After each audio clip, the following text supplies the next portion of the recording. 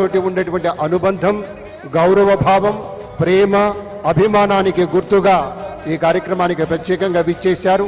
రోషయ్య గారి చిత్రపటం వద్ద పుష్పాంజలి సమర్పించి మన పెద్దలు కోర్ కమిటీ సభ్యుల ఆహ్వానం మేరకు ప్రధాన వేదిక విచ్చేస్తూ ఉన్నారు. కోర్ కమిటీ సభ్యులంతా వారిని ప్రత్యేకంగా వేదికకు స్వాగతించబోతూ ఉన్నారు.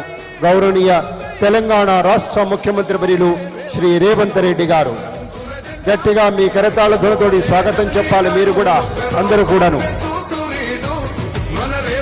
గౌరవనీయులు తెలంగాణ రాష్ట్ర ముఖ్యమంత్రి వర్యులు శ్రీ యనమల రేవంత్ రెడ్డి గారికి సవినీయంగా స్వాగతం పలుకుతున్నాం. ప్రతి క్షణంలోనూ ఆయన పెద్దలు రోసయ్య గారిని స్మరించుకుంటూనే ఉన్నారు. ట్రబుల్ షూటర్, అలాగే ప్రతిపక్షాలకి ట్రబుల్ మేకర్ గా ఇందాక వర్ణించడం మనం చూసాం ఏవీలో. మరి తమ సమయాన్ని కేటాయించి ఈరోజు శ్రీ రోసయ్య గారి సంస్మరణ సభకి విచ్చేసిన గౌరవనీయులైన తెలంగాణ రాష్ట్ర ముఖ్యమంత్రి వర్యులు శ్రీ రేవంత్ రెడ్డి గారికి సవినీయంగా స్వాగతం పలుకుతూ కోర్ కమిటీ మెంబర్స్ అందరూ కలిసి ముఖ్యమంత్రి గారికి స్వాగతంతో ఫెలిసిటేషన్ చేయబోతున్నారు. వారికి ఆత్మీయ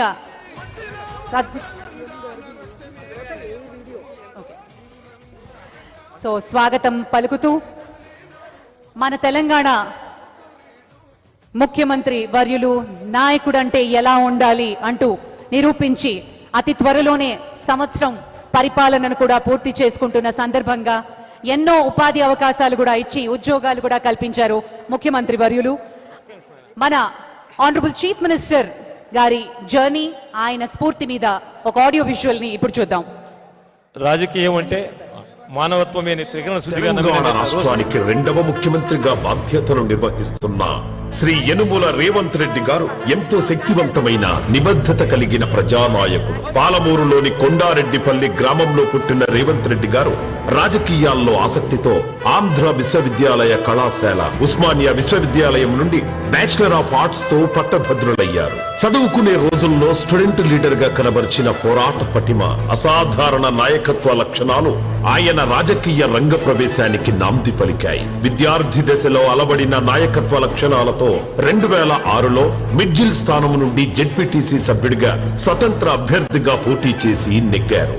అలాగే 2007లో స్వతంత్ర అభ్యర్థిగా శాసనసభ మండలి సభ్యునిగా ఎమ్మెల్సీగా ఎన్నికయ్యారు.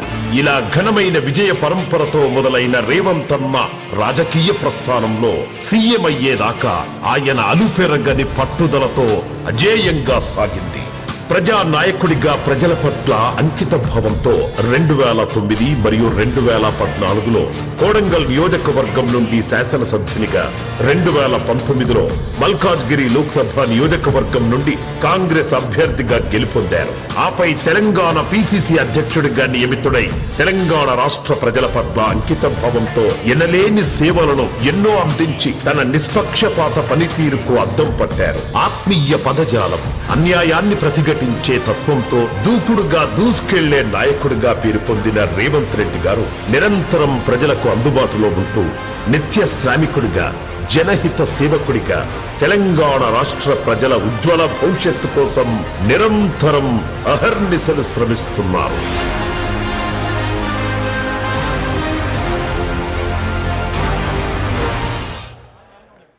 Thank you sir, thank you very much for that inspiring journey. ఒకసారి గట్టిగా చప్పట్లతోటి మన ఆనరబుల్ చీఫ్ మినిస్టర్ గారికి మన ధన్యవాదాలు, అభినందనలు తెలియజేసుకుందాం.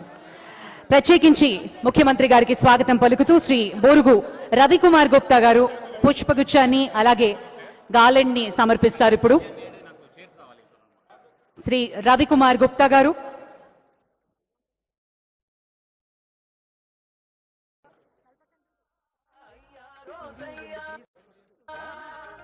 స్వాగతం పలుకుతూ మరియు కోర్ కమిటీ మెంబర్స్ ఆత్మీయ సత్కారాన్ని అందిస్తారు. దానికి ముందు 2024లో ఒకవేళ కనుక గౌరవనీయులు పెద్దలు the inspiring personality Konijeti Rosaiah గారు ఉన్నట్టయితే ఆర్టిఫిషియల్ ఇంటెలిజెన్స్ ద్వారా రూపొందించినటువంటి ఒక ఆడియో విజువల్ ని ఇప్పుడు మనం వీక్షిద్దాం.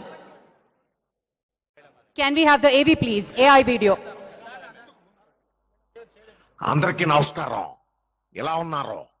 అందరూ బాగున్నారని ఆశిస్తూ, భౌతికంగా నేను మీకు దూరమైన నేటికి 3 ఏళ్ళు అవుతున్నా మీ అందరి మనసుల్లో, ఆలోచనలో, జ్ఞాపకాల్లో ఇంకా సజీవంగా ఉండే అరుదైనటువంటి గౌరవాన్ని నాకు ఇచ్చినందుకు మీ అందరికీ పేరు పేరున నా హృదయపూర్వక ధన్యవాదాలు. కొత్త తరానికి మార్గదర్శకంగా సమాజ అభివృద్ధి కోసం నిబద్ధతతో పనిచేస్తున్నటువంటి మన రేవంత్ రెడ్డి గారి నాయకత్వంలో మీరందరూ క్షేమంగా ఉన్నారని, ఉంటారని నమ్ముతున్నాను.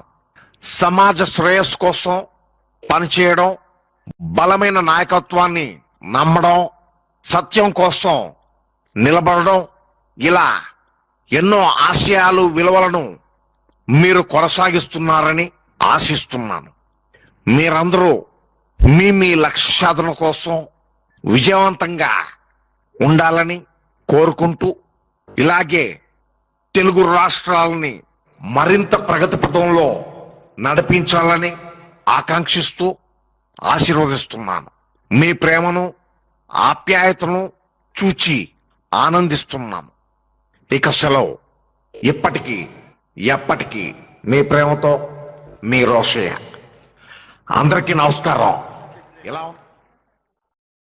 Thank you very much. ఆయన ఆశీస్సులు ఎప్పటికీ మనతోనే ఉంటాయి. Hope you all liked it.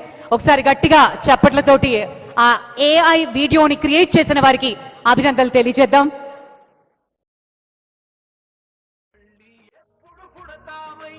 అలాగే బూరుగు రవికుమార్ గుప్తా గారు, శ్రీ అనిల్ కుమార్ గారు, శ్రీ పొట్టి వెంకటేశ్వర్లు గారు, core committee members, Shri Bandaru Subbarao గారు స్వాగతం పలుకుతున్నారు ముఖ్యమంత్రి గారికి. Thank you sir, thank you very much. మరి ఇప్పుడు గౌరవనీయులు honourable minister of roads and building Telangana. దయచేసి అందరూ ఒక 5 నిమిషాలు కూర్చోవలసిందిగా ప్లీజ్. బయట ఉన్న వాళ్ళు కూడా వచ్చి, చాలామంది బయట ఉన్నారు, కూర్చోవాలండి please please. Request all of you to kindly be seated.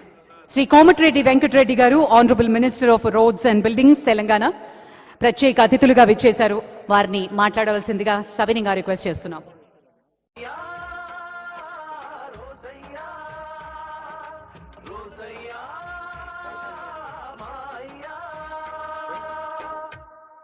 Thank you.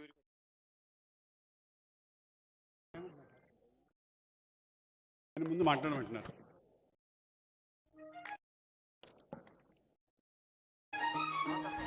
సభకు నమస్కారం.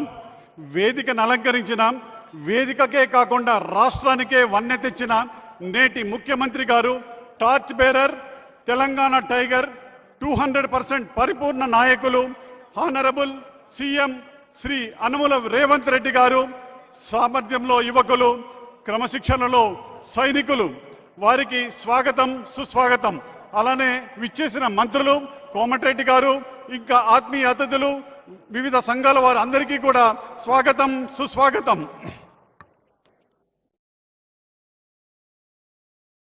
అయిపోయింది సార్.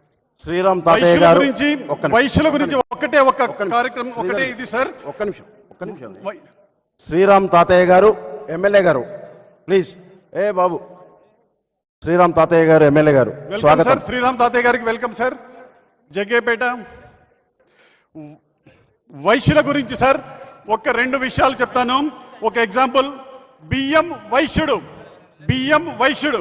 బియ్యపు గింజ అందరికీ అవసరం, అనివార్యం. వైశ్యుడు కూడా అందరికీ అత్యంత అవసరం, నిత్య జీవితంలో అందరికీ ఒక ముఖ్య భాగం. బియ్యం గింజ మరిగే పాలలో వేస్తే ఏమవుతుంది తెలుసు కదా, పాయసం అవుతుంది. అదే ఎసరులో వేస్తే అన్నం అవుతుంది. అదే పసుపులో కలిపితే దీవించే అక్షంతలు అవుతాయి. అదే ఇంకొక దానితో కలిస్తే ఇంకొక రకంగా ఉంటుంది. మన వైశ్యులు కూడా అంతే. ఎప్పుడైనా, ఎక్కడైనా, అప్పుడైనా, ఇప్పుడైనా నలుగురిలో కలిసి మెలిసి ముందుకు సాగుతున్నాం, సాగుతూనే ఉంటాం. స్వర్ణ యుగమైన గుప్తుల కాలమైన, చోళుల కాలమైన, చాణక్యుల కాలమైన, రాజుల కాలమైన, ప్రస్తుతం ఇండియన్